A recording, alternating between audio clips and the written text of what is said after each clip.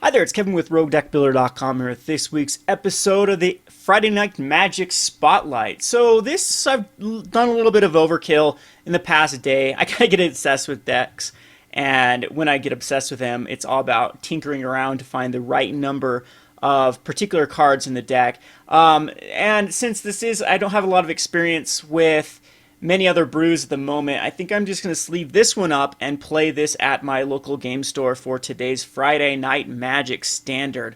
So if you can go check a whole video series over at GatheringMagic.com. I'm going to try to sneak in a couple matches on Twitch.tv here in a second after this video is uploaded and ready to go.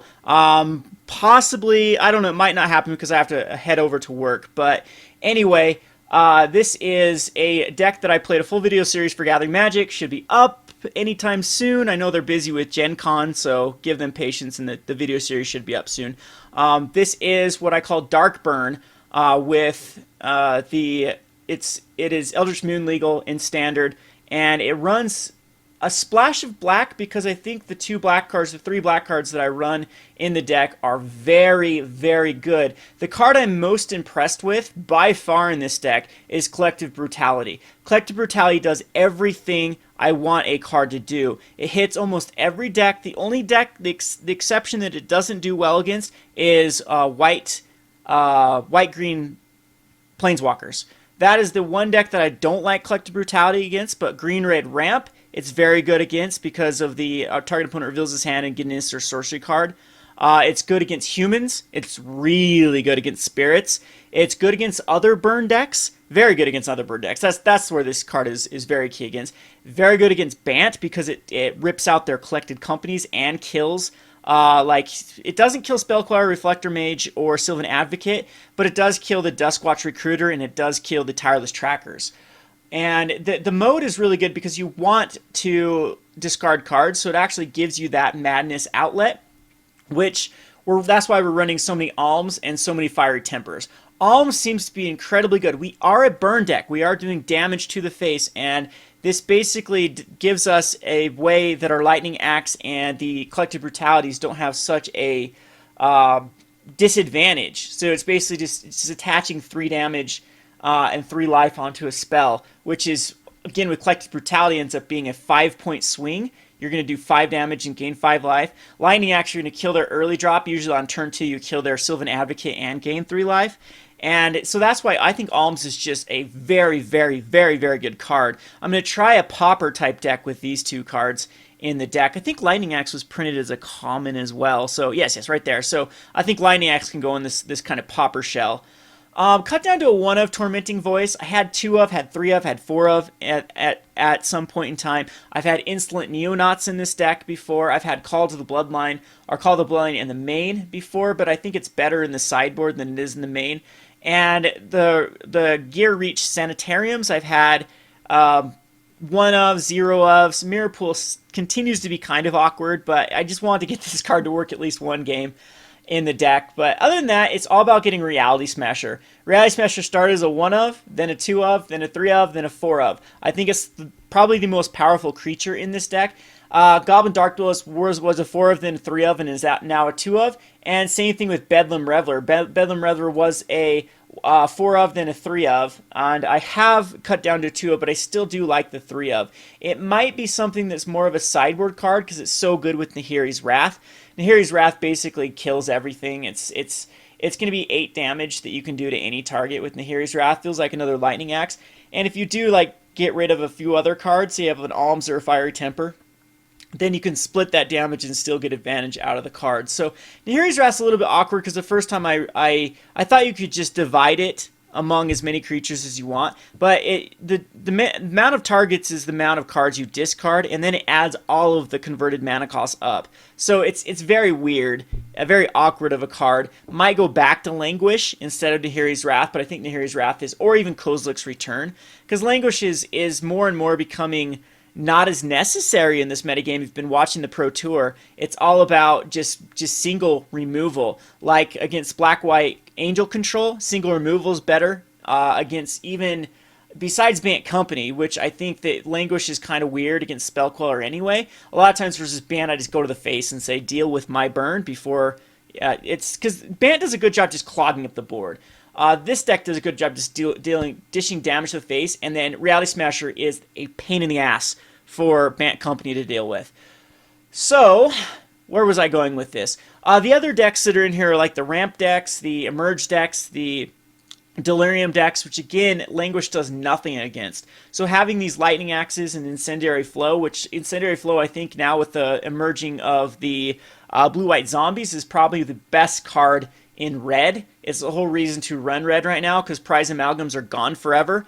So are Gisellas, and so are a lot of cards that Den Protector tries to get back or just exiled forever. So I'm liking Incendiary Flow, deals with Jace. Jace is having a huge comeback. Bant companies are starting to put Jace back in, and so are these blue Emerge decks are putting Jace, because it's just the best way to fill up the Delirium for Emrakul. So speaking of Emrakul, Transgress is incredibly good against in the sideboard.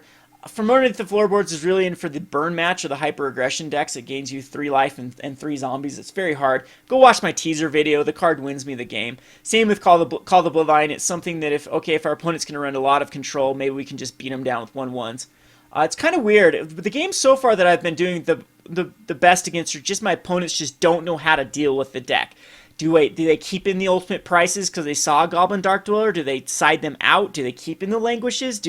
And that's what I'm really banking on, is just having my opponent have a lot less dead cards, like 20% of their deck or 15% of their deck is just dead or just not very effective, and they don't really have anything to side in. Just so much damage right to the face. The card I'm not quite sure about so far is Exquisite Firecraft. I want more, but I think I would want more if I was up to a 4 of Goblin Dark-Dwellers count, and there's just no room for it. Do I cut a Lightning Axe? No. I think Lightning Axe is so important in this deck. Do I cut a Collective Defiance? I think Collective Defiance is just slightly better than Exquisite Firecraft. Fiery Tempers? No. Fire Temper is the best card in the deck. It works with all of the Madness triggers. Kolaghan's Command? Possibly, I could go Kolaghan's Command back over to this more of a sideboard, and because you just go this like grindy type match, but I do like the 2 of in the main. So again, Exquisite Firecraft is might come in the sideboard if I decide Self-Inflicted Wound is unnecessary, but as long as people are still playing Tireless Trackers and Sylvan Advocates, I'm going to continue to have at least 2 Self-Inflicted Wounds in the sideboard. So, again, our creature count is only 9. The Reveler is actually starting to be the weakest card. I'm preferring Goblin Dark-Dwellers a little bit more, but the games where you need the Reveler, it is the key card to fill back up your hand and get a threat. Because this is a deck where it's kind of like burn control. You're using a lot of these cards as control, like Collective Brutality, Lightning Axe. You're not getting in that incremental damage with an early drop like a Falconlath Gorger or something similar like an Abbot. So you do have to rely on controlling the board and then having most of your spells do 3 to 4 damage, which is what Alms and the Fiery Temper are going to do. The Exquisite Firecraft's the only one that can do 4 at the moment. And then Reality Smash, you're really relying on this card doing 10 damage. So 10 damage off of this card with 3/3/3, and then or like a 3/3/2 is from the Collective Brutality is really gets our opponents down. If they've used any pain lands or anything else, it's usually something we can really capitalize on. So far with the deck, let me just tell the matchups. I played the ones for Gathering Magic. Go check those out. Went 2-2. Green-white tokens, but I lost to that matchup 1-2, but that was just because it was bad draws in my opinion. Beat Black-White Angels, then the rematch, lost to them 1-2 again. Kind of weird draws. And then beat some ramp decks and emerge decks. And then I played it in some 2-man queues, not on video. Beat a burn deck. Yeah, burn deck 2-0. Beat a bunch of Delirium decks. It does very well against Delirium. And haven't really faced like an Emrakul deck, or actually never like had an Emrakul actually come out. But this deck seems to do the best versus black-white control. I wish I would have like one other way to deal with their Shambling Vents, because Shambling Vent is like really the Achilles heel to this deck. It's tough to deal with it because only Fiery Temper is your instant speed spell. They've kind of nerfed red and had red more of a sorcery type card. I guess Lightning Axe usually deals with the vent, but I usually side them out because Lightning Axe is pretty bad against the deck. There just isn't a lot of early things. I don't know. It depends on how they build it. If they're heavy Kalatas and heavy Gisela, then I keep the Lightning Axes in.